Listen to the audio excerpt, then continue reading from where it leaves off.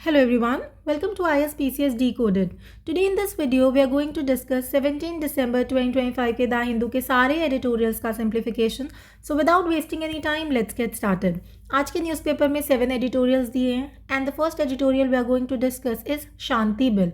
शांति bill किससे related है? India के न्यूक्लियर गवर्नेंस से. So what is the current status of nuclear power in India? 2024-25 में nuclear power का कंट्रीब्यूशन इंडिया की टोटल इलेक्ट्रिसिटी जनरेशन में अराउंड 3% था. मतलब न्यूक्लियर एनर्जी अभी जो है बेस लोड सोर्स नहीं है बल्कि लिमिटेड रोल प्ले कर रही है. गवर्नमेंट का टारगेट है कि 2047 तक 100 गीगावाट न्यूक्लियर कैपेसिटी इंस्टॉल करना और इसमें 2033 तक कम से कम 5 स्मॉल मॉड्यूलर रिएक्टर्स यानी कि SMR इंडिजिनस होंगे. अब ये स्मॉल मॉड्यूलर रिएक्टर्स होते क्या हैं? ये छोटे साइज़ के न्यूक्लियर रिएक्टर्स होते हैं, फैक्ट्री मेड मॉड्यूल्स के फॉर्म में बनते हैं जो कि साइट पर असेंबल किए जाते हैं. इनका एडवांटेज ये होता है कि ये लो कॉस्ट होते हैं, फास्ट कंस्ट्रक्शन होता है, बेटर सेफ्टी और रिमोट एरियाज़ के लिए भी सस्टेनेबल होते हैं. कैसे सूटेबल होते हैं ये छोटे एरियाज़ में? बिकॉज इसे हम वहाँ जाके असेंबल कर सकते हैं, वहाँ जाके बनाने की ज़रूरत नहीं है. आप बना कहीं पर भी लो और वहाँ पर ले जाओ डिफरेंट पार्ट्स को और वहाँ जाके उन्हें असेंबल कर दो ना. ये इंपॉर्टेंट क्यों है इंडिया के लिए? क्योंकि ट्रेडिशनल न्यूक्लियर प्लांट्स जो होते हैं वो कैपिटल इंटेंसिव होते हैं और टाइम कंज्यूमिंग भी होते हैं. वहीं पर SMRs जो होते हैं वो इंडिया को फेस्ड एक्सपेंशन, ग्रिड फ्लेक्सिबिलिटी और प्राइवेट सेक्टर पार्टिसिपेशन का ऑप्शन देते हैं. अब ये शांति बिल क्या है? Shanti bill civil nuclear sector में रीडिफाइन करता है, उस सेक्टर को रीडिफाइन करता है. कैसे? क्योंकि कौन न्यूक्लियर प्लांट्स बिल्ड और ऑपरेट कर सकता है. अब सेंटर लाइसेंस दे सकता है गवर्नमेंट एंटिटीज़ को, जॉइंट वेंचर्स को और प्राइवेट कंपनीज़ को. बिल का जो एम है वो डोमेस्टिक प्राइवेट कैपिटल को न्यूक्लियर सेक्टर में लाना है, ना कि फॉरेन रिएक्टर ओनर्स को. यानी कि हमारे डोमेस्टिक इंडिया के लिए अच्छा होगा. इससे इंडिया के न्यूक्लियर सेक्टर का ओनरशिप स्ट्रक्चर ब्रॉडन होता है. 100 गीगावाट न्यूक्लियर टारगेट के लिए ह्यूज कैपिटल चाहिए. प्राइवेट प्लेयर्स अलाउ होने से कंस्ट्रक्शन रिस्क से शेयर होता है, प्रोजेक्ट जल्दी एग्जीक्यूट हो जाते हैं and that is why private participation is need.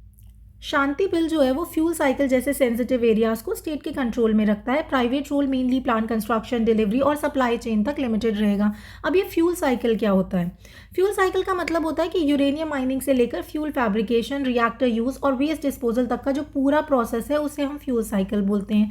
Shanti bill safety rules, enforcement, liability और डिस्प्यूट रेजोल्यूशन को एक ही लॉ के अंदर डिफाइन करता है, जिससे कि प्राइवेट प्लेयर्स के लिए लीगल अनसर्टेनिटी कम हो जाती है ना. न्यूक्लियर एक्सीडेंट के केस में अगर न्यूक्लियर एक्सीडेंट हो जाए तो उस केस में ऑपरेटर की मैक्सिमम जो लाइबिलिटी है वो 3000 करोड़ फिक्स है. इसके बियॉन्ड जो भी न्यूक्लियर डैमेज होगा उसकी रिस्पॉन्सिबिलिटी सेंट्रल गवर्नमेंट की होगी.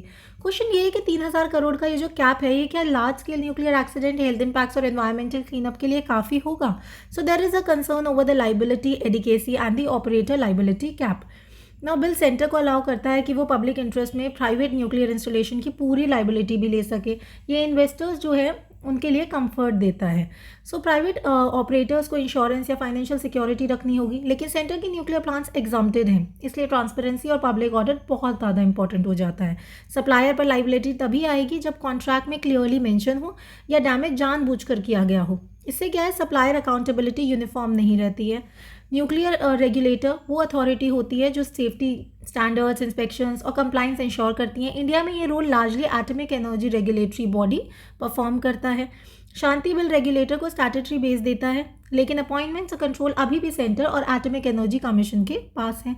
इससे रेगुलेटर की जो इंडिपेंडेंस है वो क्वेश्चनेबल लगती है. So there is a concern over the regulatory independence. So why regulatory independence matters? क्यों मैटर करता है? बिकॉज इंडिपेंडेंट रेगुलेटर जो है वो पब्लिक ट्रस्ट बिल्ड करता है, सेफ्टी ओवरसाइट को क्रेडिबल बनाता है और प्राइवेट इन्वेस्टर्स को कॉन्फिडेंस देता है कि रूल्स जो है पॉलिटिकल प्रेशर से फ्री हैं. So what is the core take away from this editorial? ये एडिटोरियल कहता है कि शांति बिल न्यूक्लियर एक्सपेंशन के लिए इंपॉर्टेंट स्टेपिंग स्टोन है, लेकिन SMRs, लाइबिलिटी स्ट्रक्चर और रेगुलेटर इंडिपेंडेंस जैसे इशूज़ को बैलेंस किए बिना लॉन्ग टर्म सक्सेस मिलना हमारे लिए मुश्किल होगा. So we have to address these concerns. उसी के साइड में एक और बहुत इंपॉर्टेंट आर्टिकल है which talks about the Trump NSS यानी कि national security strategy, Europe's existential crisis. Trump आजकल बहुत सी चीज़ें ला रहा है. ऑलमोस्ट हमारे न्यूज़पेपर में डेली ही US की 3 से 4 न्यूज़ मिल रही हैं, एडिटोरियल्स मिल रहे हैं, विच मीन्स कि जो ट्रम्प एडमिनिस्ट्रेशन है वो काफ़ी चेंजेस लाने की कोशिश कर रहा है US में. हम देखेंगे उसका इम्पैक्ट ग्लोबल वर्ल्ड पर और इंडिया पर क्या पड़ रहा है. इस पर्टिकुलर एडिटोरियल में we will talk about NSS यानी कि नेशनल सिक्योरिटी स्ट्रैटेजी. सबसे पहले हम ये देखेंगे कि कॉन्टेक्स्ट क्या है एडिटोरियल का।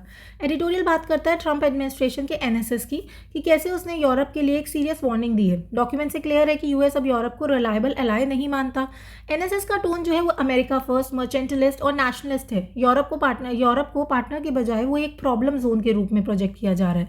एनएसएस के according Europe migration, liberal values और ईयू पॉलिसीज की वजह से सिविलाइजेशनल इरोजन फेस कर रहा है। एनएसएस ओपनली वार्न करता है कि कुछ यूरोपियन कंट्रीज फ्यूचर में मेजॉरिटी नॉन यूरोपियन बन सकते हैं, जो कि जेनोफोबिक अंडरटोन दिखाता है।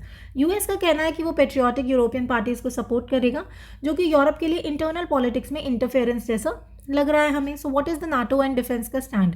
एनएसएस कहता है कि यूरोप को अपनी डिफेंस की प्राइमरी रिस्पॉन्सिबिलिटी खुद लेनी होगी। नाटो को परमानेंटली एक्सपैंडिंग अलायंस नहीं माना गया है। So there is also a Russia angle to it. Document में रशिया को मेन थ्रेट की बजाय यूरोप की कल्चरल डीके को ज़्यादा हाईलाइट किया गया है। यूक्रेन इन्वेजन को डाउन प्ले किया गया है। So why this is risky for Europe. ये यूरोप के लिए इतना रिस्की क्यों दिख रहा है? बिकॉज जो यूरोप है, यूरोप का डिफेंस फ्रेगमेंटेड है। यूएस वेपन्स और इंटेलिजेंस पर डिपेंडेंसी ज़्यादा है और कोई यूनिफाइड यूरोपियन डिफेंस स्ट्रक्चर है ही नहीं उनके पास। तो यूरोप के पास क्या ऑप्शंस हैं? यूरोप के पास 3 ऑप्शंस हैं। पहला, एनएसएस को इग्नोर करें, ट्रंप को अपीज करें, एंड तीसरा, ये स्ट्रैटेजिक ऑटोनॉमी डेवलप करें। अब तक यूरोप पहले 2 पर ज़्यादा डिपेंडेंट रहा है। So what is the global order impact. NSS multilateral institutions और रूल बेस्ड ऑर्डर को अंडरमाइन करता है, दुनिया को ट्रांजैक्शनल पावर बेस्ड सिस्टम की तरफ पुश कर रहा है। So what is the core concern. ये सिर्फ यूरोप यूएस रिलेशन का इशू नहीं है, बल्कि post world war second liberal world order के फ्यूचर का भी सवाल उठाता है। नेक्स्ट हमारा editorial talks about US action against Venezuela. आज के हमारे सारे ही एडिटोरियल्स ऑलमोस्ट यूएस के बारे में हैं।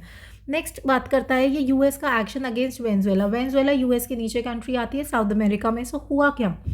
हुआ ये कि 10 दिसंबर को यूएस ने वेनेजुएलन ऑयल टैंकर स्किपर को इंटरनेशनल वाटर्स में सीज कर लिया। ये एक्शन जो है पहले से चल रहे यूएस वेनेजुएला टेंशन का डायरेक्ट एस्केलेशन है। सो ये टैंकर मैटर क्यों करता है? ये टैंकर सिर्फ ऑयल नहीं ले जा रहा था, बल्कि वेनेजुएला क्यूबा की इकोनॉमिक कोऑपरेशन का हिस्सा था, जिससे क्यूबा को रेवेन्यू मिलता था और सर्वाइवल पॉसिबल था। क्यूबा हमारे वेनेजुएला की नेबरिंग कंट्री है। सो इसमें एक चाइना का भी लिंक देखने को मिला है। इस चेन में चाइना एक की प्लेयर है। क्यों? क्योंकि क्यूबन ऑयल जो है वो रीसेल से मिलने वाला रेवेन्यू लार्जली चाइना से लिंक ट्रेड के थ्रू आता है। होता क्या है कि वेनेजुएला क्यूबा को देता है हाईली सब्सिडाइज रेट पर ऑयल। अब ये ऑयल क्यूबा से जाता है चाइना के पास। तो ये चाइना का लिंक है बेसिकली। सो लार्जली जो है वो चाइना से लिंक है, इसलिए जो टैंकर सीजर इनडायरेक्टली चाइना के इकोनॉमिक इंटरेस्ट को भी हिट करता है। डिकेड से यानी कि सालों से वेनेजुएला क्यूबा को सब्सिडाइज ऑयल देता रहा है और बदले में क्यूबा जो है डॉक्टर्स और सिक्योरिटी प्रोफेशनल्स भेजता रहा है। ये एक स्ट्रैटेजिक पार्टनरशिप है जिसमें वेनेजुएला ऑयल भेज रहा है और क्यूबा डॉक्टर्स और सिक्योरिटी प्रोफेशनल्स भेज रहा है ना। चाइना और क्यूबा जो है दोनों के साथ ही वेनेजुएला की क्लोज टाइज के चलते टैंकर सीजर यूएस की ऑलरेडी हॉस्टाइल वेनेजुएला पॉलिसी का नेक्स्ट स्टेप बताया जा रहा है। इस अप्रोच को पुश करने में US secretary of state Marco का रोल इंपॉर्टेंट है, जो कि क्यूबा, वेनेजुएला और इनडायरेक्टली चाइना के इन्फ्लुएंस को काउंटर करना चाहते हैं। ये जो यूएस का लेटेस्ट एक्शन है ये आइसोलेटेड नहीं है। पहले भी यूएस ने सैंक्शंस, कोवर्ट ऑपरेशंस को प्रेसिडेंट मानकर रिजाइम चेंज करने की कोशिश की है। जुआन को प्रेसिडेंट मानकर रिजाइम चेंज करने की कोशिश की है। ये अप्रोच पुराने मुनरो डॉक्ट्रिन की याद दिलाता है, जहां पर यूएस जो है लैटिन अमेरिका को अपना एक्सक्लूसिव इन्फ्लुएंस जोन मानता था। अब इसमें चाइना की ग्रोइंग प्रेजेंस भी यूएस को चुभती है। टैंकर सीजर से पहले भी यूएस ने कैरिबियन वाटर्स में स्ट्राइक्स किए, जो दिखाता है कि मिलिट्री प्रेशर जो है ग्रेजुअली बढ़ाया जा रहा है। सो वॉर ऑन ड्रग्स का क्लेम किया गया। यूएस ने इन एक्शंस को वॉर ऑन ड्रग्स कह रहा है, लेकिन जो मडूरो को कार्टेल से जोड़ने का कोई भी स्ट्रॉन्ग पब्लिक एविडेंस नहीं मिला है। ये सच है कि मडूरो पर 2024 इलेक्शन मैनिपुलेशन के एलिगेशंस हैं और इकोनॉमी कोलैप्स की रिस्पॉन्सिबिलिटी भी उसकी गवर्नमेंट पर आती है। So there were Maduro government issues also. लेकिन किसी कंट्री के internal failures foreign military action को लीगल नहीं बना देते। यहीं से जो है सॉवरेनिटी का प्रिंसिपल ट्रिगर हो जाता है। यूएस सैंक्शंस ने वेनेजुएला के ऑयल एक्सपोर्ट्स को रेस्ट्रिक्ट किया, जिसका इम्पैक्ट गवर्नमेंट से ज़्यादा कॉमन सिटीजन्स पर पड़ा। इंटरनेशनल वाटर्स में टैंकर सीज करना और स्ट्राइक्स करना यूएन चार्टर और इंटरनेशनल लॉ का क्लियर वायलेशन है। So we are witnessing international law violation है। ये पूरा अप्रोच क्यूबा पर 1950s से चल रहे यूएस एम्बागो जैसा है, जहाँ पर इकोनॉमिक स्ट्रैंगुलेशन के रिजाइम चेंज का एम रखा गया। इससे ये कॉन्ट्रडिक्शन निकलता है कि जो यूएस रूल्स बेस्ड ऑर्डर की बात करता है वही रूल सिलेक्टिवली तोड़ रहा है। यानी कि यूएस सिर्फ बात करता है रूल बेस्ड ऑर्डर की, लेकिन खुद रूल्स को मानता नहीं है। अगर पावरफुल कंट्रीज ऐसे एक्शंस नॉर्मल बना दें तो वर्ल्ड ऑर्डर अनार्की की तरफ जा सकता है, जहाँ पे might will be more than law हो जाएगा। So there is a possibility of global risk also. So what can be the way forward और the core message of the editorial. ये कहता है कि मडूरो रिजाइम की क्रिटिसिज्म ज़रूरी है, लेकिन यूएस के इलीगल एक्शंस की कंडेमनेशन भी उतना ही ज़रूरी है। इंटरनेशनल लॉ सबके लिए इक्वल होना चाहिए, चाहे वो यूएस है, चाइना है, इंडिया है या कोई भी कंट्री है वर्ल्ड की। नेक्स्ट उसी के नीचे एडिटोरियल आता है that also talks about US only, that 3 revolutions reshaping American power. Very important editorial, सारे ही एडिटोरियल इंपॉर्टेंट है बट ये भी बहुत इंपॉर्टेंट है। सो ओवरऑल कॉन्टेक्स्ट क्या है इस एडिटोरियल। सो ये एडिटोरियल बात करता है कि यूएस फॉरेन और डोमेस्टिक पॉलिसी में एक मेजर शिफ्ट हो रहा है यूएस की फॉरेन और डोमेस्टिक पॉलिसी में। सो G20 को एलीट ग्रुप बनाना, 2025 में नेशनल सिक्योरिटी स्ट्रैटेजी एनएसएस जो हमने अभी ऊपर देखा वो, और हेरिटेज फाउंडेशन का ब्लूप्रिंट, सब मिलकर अमेरिका के पावर यूज़ करने के तरीके को बदल रहा है। ये मत सोचो, अभी हम नीचे डिस्कस करेंगे कि हेरिटेज फाउंडेशन और ये सब क्या है। So don't worry about these keywords. So central idea क्या है, यही कि अमेरिका अब इंक्लूसिव रूल्स बेस्ड ऑर्डर से हटकर एक्सक्लूजन, हायरार्की और अनइक्वल बर्डन शेयरिंग की तरफ जा रहा है। ऑथर इसे आर्किटेक्चर ऑफ क्रूअल्टी कहता है। मतलब ऐसा सिस्टम जहाँ पर नुकसान एक्सीडेंटल नहीं होता बल्कि पहले से पता होता है, एक्सेप्ट किया जाता है और पॉलिसी का पार्ट बनाया जाता है। 3 रेवोल्यूशंस की बात करिए तो सबसे पहले आता है revolution 1 that talks about internal यानी कि domestic changes in the US अपने डोमेस्टिक यानी कि इंटरनल चेंजेस क्या क्या कर रहा है। ट्रम्प के पॉलिटिकल प्रोजेक्ट ने रेस्ट्रेन, डिग्निटी और इंस्टीट्यूशनल रिस्पेक्ट को वीक कर दिया। रूल तोड़ना और एग्रेसिव बिहेवियर को पॉलिटिकल स्ट्रेंथ माना जा रहा है। सो एनएसएस का रोल क्या है इसमें। एनएसएस कहता है कि कल्चर, आइडियोलॉजी और पॉपुलेशन कॉम्पोजिशन नेशनल सिक्योरिटी का हिस्सा है। मतलब डिसेंट और इंडिपेंडेंट इंस्टीट्यूशंस को थ्रेट माना जा रहा है, डर माना जा रहा है। सो अब हेरिटेज ब्लूप्रिंट क्या होता है, मतलब ब्यूरोक्रेसी को रीशेप करना, आइडियोलॉजिकल लॉयल्टी चेक करना और मास अपॉइंटमेंट्स या रिमूवल्स को प्रपोज करता है। सो क्रूअल्टी यहाँ कैसे दिखती है, कैसे क्रूअल्टी देखने को मिल रही है, तो नॉर्मल चेंजेस लग रहे हैं, जॉब लॉस, एडमिनिस्ट्रेटिव क्रियोस और राइट्स का श्रिंक होना। इन सबको प्रॉब्लम नहीं, गवर्नेंस का एक्सेप्टेबल आउटकम माना जा रहा है। So what is the revolution 2।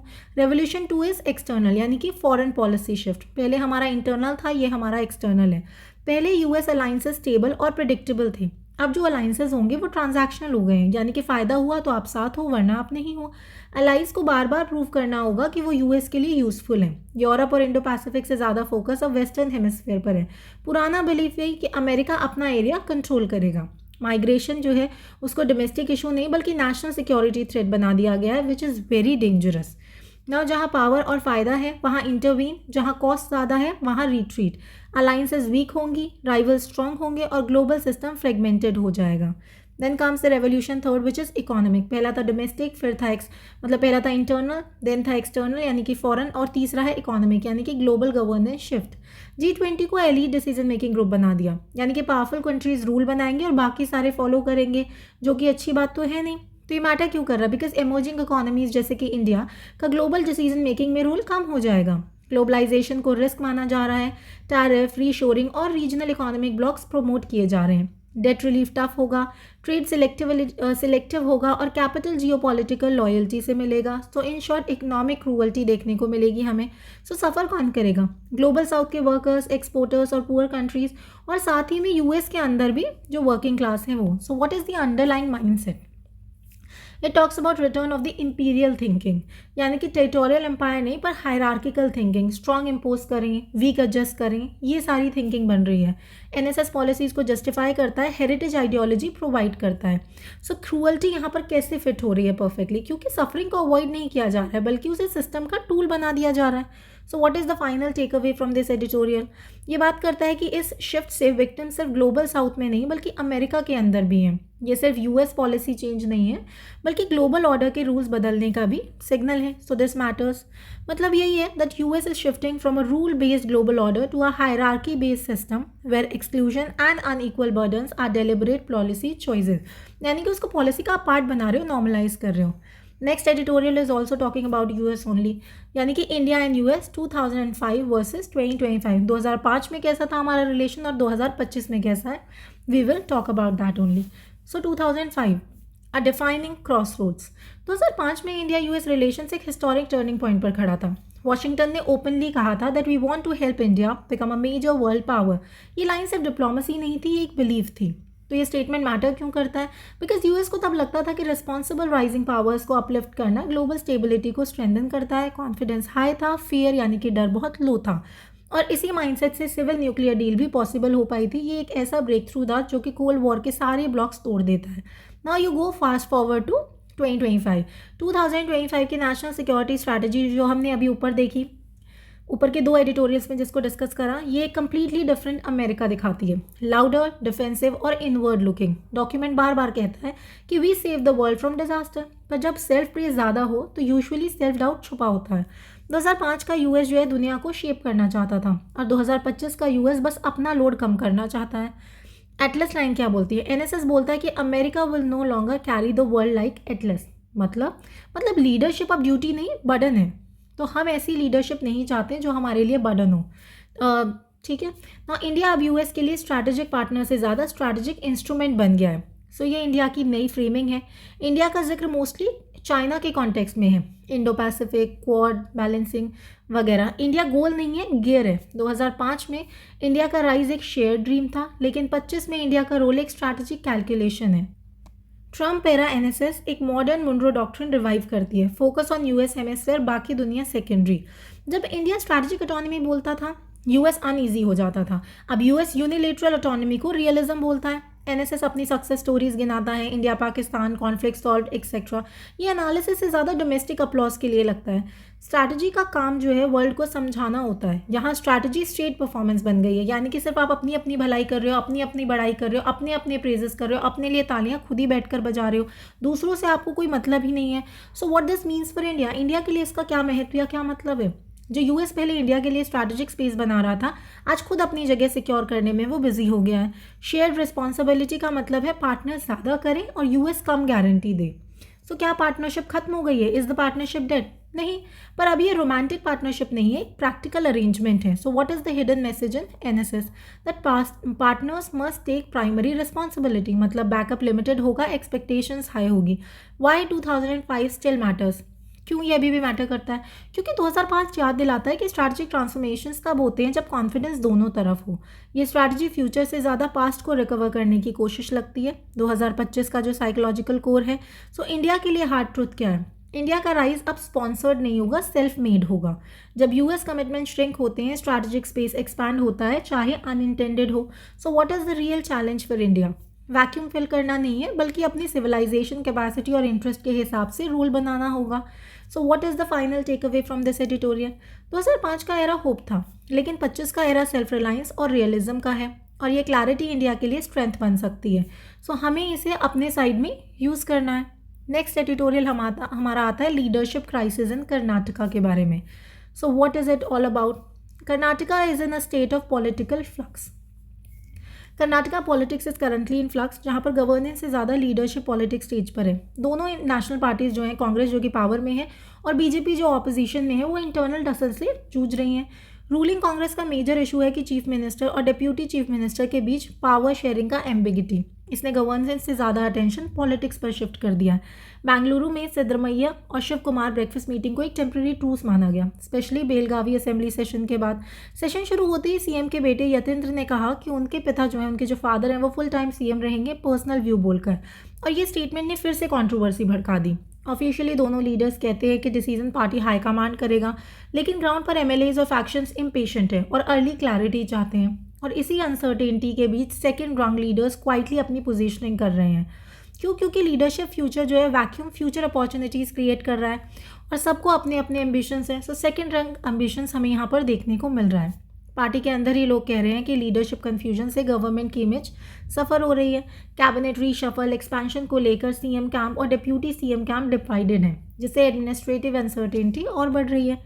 Opposition और क्रिटिक्स का आरोप है कि लीडरशिप डिबेट के चक्कर में डेवलपमेंटल वर्क जो है वो स्लो हो गया है। कांग्रेस गवर्नमेंट ने 60,000 करोड़ एनुअली का उनका बर्डन है। क्यों? क्योंकि 5 फ्लैगशिप गारंटी स्कीम्स इंप्लीमेंट करने का, जो पॉलिसी और पॉलिटिक्स दोनों को कॉम्प्लेक्स बनाता है। नॉर्मली बीजेपी को कांग्रेस को गवर्नेंस और फिस्कल स्ट्रेस पर घेरना चाहिए था, लेकिन जो बीजेपी है वो खुद ही अपनी इंटरनल कॉन्फ्लिक्ट में फंसी हुई है। स्टेट बीजेपी जो प्रेसिडेंट हैं बीवाई विजेंद्र की अपॉइंटमेंट का इंटरनल ऑपोजिशन हो रहा है। पार्टी एक फैक्शनल फाइट में उलझी हुई है, यानी कि बीजेपी के अंदर भी अपनी खुद की इंटरनल कॉन्फ्लिक्ट्स चल रही है। सो वो ज़्यादा जो है क्या कहते हैं, दूसरे गवर्नमेंट को घेर नहीं पा रही है अपनी बातों से। सीनियर एमएलए जो है पाटिल, वो विजेंद्र के खिलाफ बोलने पर पार्टी से निकल गया था, लेकिन डिसेंट सिर्फ एक लीडर तक लिमिटेड नहीं है। बीजेपी है उसको उम्मीद है कि नए नेशनल प्रेसिडेंट नितिन के आने से कर्नाटका यूनिट की इन फाइटिंग पर ब्रेक लगेगा। बेलगावी सेशन में बीजेपी की परफॉर्मेंस वीक रही। क्यों? क्योंकि स्ट्रॉन्ग सीनियर लीडर्स असेंबली में कम थे। बीजेपी के 2 farmer CM's which is Jagdish and mister Bommai अब पार्लियामेंट में हैं, जिससे असेंबली में लीडरशिप गैप दिख रहा है। कांग्रेस के पास डिकेड्स ऑफ लेजिस्लेटिव एक्सपीरियंस और काफ़ी सेकंड रन लीडर्स हैं, जो असेंबली डिबेट्स में उन्हें एज देता है। एनडीए अलाय जनता दल सेक्युलर अपनी रेलेवेंस बचाने की कोशिश में है और नेक्स्ट जनरेशन लीडरशिप पुश कर रही है। पार्टी निखिल जो हैं वो उनको आगे लाना चाहती है, चाहे उन्हें पहले 3 इलेक्ट्रल डिफीट्स का सामना करना पड़ा हो। So there has been a push towards Nikhil. JDS ने कमिटीज़ रिकास्ट कर दी हैं, लेकिन स्टेट प्रेसिडेंट अनाउंस नहीं किया है क्योंकि इंटरनल डिससेटिस्फैक्शन है। सीनियर लीडर गोड़ा और कुछ एमएलएज इग्नोर फील कर रहे हैं, जो कि ओल्ड मैसूर रीजन में पार्टी के लिए रिस्की हो सकता है। कर्नाटका की पॉलिटिक्स में अभी 3 पार्टीज 3 लीडरशिप प्रॉब्लम्स हैं और इस पॉलिटिकल इंस्टेबिलिटी से सबसे बड़ा नुकसान गवर्नेंस और पॉलिसी फोकस को हो रहा है। सो गवर्नमेंट को यानी कि दोनों पार्टीज को इस पर ध्यान देना चाहिए। नेक्स्ट और लास्ट एडिटोरियल हमारा आता है आज का, which is women more willing to donate organs posthumously in India. Posthumously मतलब डेथ के बाद। तो पैराडॉक्स क्या है? इंडिया उन कंट्रीज़ में से है जहां living organ donations disease donation से काफ़ी ज़्यादा है। ये पैराडॉक्सिकल लगता है क्योंकि इंटेंट की कमी नहीं है, फिर भी पोस्ट्यूमस डोनेशन कम है। सो फाइंडिंग्स ये है कि 2024 ड्राइविंग लाइसेंस एप्लीकेशन के एनालिसिस से आई हैं, जहां एप्लीकेंट से डायरेक्टली पूछा गया था कि क्या वो डेथ के बाद ऑर्गन्स या टिश्यूज़ डोनेट करना चाहते हैं या नहीं, और डेटा क्लियरली दिखाता है कि विमेन मेन के मुकाबले कंपेरेटिवली ज़्यादा विलिंग है अपने ऑर्गन्स पोस्ट्यूमसली डोनेट करने के लिए। So what is the state level trend? 21 major state में से 17 स्टेट्स में विमेन की विलिंगनेस मेन से ज़्यादा थी। जो ट्रेंड जो है सिर्फ छोटे स्टेट्स तक लिमिटेड नहीं है, बल्कि बड़े स्टेट्स में भी दिखाता है। So large states example, Uttar Pradesh and Maharashtra जैसे पॉपुलर स्टेट्स में विमेन की विलिंगनेस जो है 17 to 21% थी, जबकि मेन की 12 to 19% के बीच में रही। दिल्ली में विमेन की विलिंगनेस सबसे ज़्यादा थी और मेन के केस में उड़ीसा टॉप पर है, जहाँ पर 20% मेन विलिंग है, लेकिन यहाँ पर भी विमेन आगे देखने को मिली हैं। सो 2 इंपॉर्टेंट लिमिटेशंस हैं। पहला, इंटेंट और एक्चुअल डोनेशन अलग चीज़ें हैं, और दूसरा, डेटा ज़्यादातर यंगर पॉपुलेशन को रिप्रेजेंट करता है जो कि ड्राइविंग लाइसेंस अप्लाई करते हैं, तो इसलिए थोड़ा सा डाइसी लग रहा है। So what is the potential impact? अगर इन प्लेजेस का सिर्फ एक छोटा हिस्सा भी एक्चुअल डोनेशन में कन्वर्ट हो जाए तो इंडिया का disease donation scenario drastically improve होगा। ग्लोबली इंडिया लिविंग डोनर्स में 20th रैंक पर है, लेकिन डिसीज डोनर्स में 67th रैंक पर गिरा पड़ा है। इसका मतलब यही है कि प्रॉब्लम पब्लिक विलिंगनेस में नहीं है, बल्कि सिस्टम के बीच जो है गैप में है। हायर विलिंगनेस का इफेक्ट रियल लाइफ में भी दिखता है। 2023 में 60% से ज़्यादा ऑर्गन डोनर्स जो हैं वो विमेन थी, लेकिन जब ऑर्गन रेसिपियंट्स को देखा जाता है तो पिक्चर एकदम से पलट जाती है। 2023 में लगभग 65% रेसिपियंट्स मेन थे, which is huge. Her organ category में मेल रेसिपियंट्स ज़्यादा हैं। लिवर ट्रांसप्लांट में तो ये 70% तक रेसिपियंट्स हैं, लेकिन ये सिर्फ सोशल बायसनेस नहीं दिखाता। डेटा दिखाता है कि 2022 में लिवर डिजीज से 4.5 टाइम्स ज़्यादा मेन रहे कंपेयर टू वेमेन, लेकिन ये जो डेथ्स थी ज़्यादातर मिडिल एज आदमियों में थी, और जिसका reason alcohol related liver disease था, और ज़्यादातर दारू तो देखो आदमी ही पीते हैं। So what is the big picture inside? India का जो ट्रांसप्लांट इकोसिस्टम है वो डबल इम्बैलेंस दिखाता है। डोनेशन बर्डन विमेन पर है और बेनिफिट ज़्यादातर मेन पर, यानी कि डबल इम्बैलेंस है। So what is the core take away from this editorial? India के पास विलिंग डोनर्स हैं और मेडिकल कैपेबिलिटी भी है, लेकिन इंटेंट से ट्रांसप्लांट तक का जो ब्रिज है वो वीक है, जिसे पॉलिसी और हॉस्पिटल लेवल रिफॉर्म से स्ट्रांग बनाना होगा। और इसी के साथ हमारे आज के सारे एडिटोरियल्स खत्म होते हैं द हिंदू के। आई होप आपको समझ आया होगा, और सॉरी आज ही मैं एडिटोरियल एक दिन बाद कर रही हूँ क्योंकि मेरी थोड़ी तबीयत ख़राब हो गई थी, और आज का editorial was very important, that's why we are also uploading it after 1 day। Best of luck, all the best, keep studying.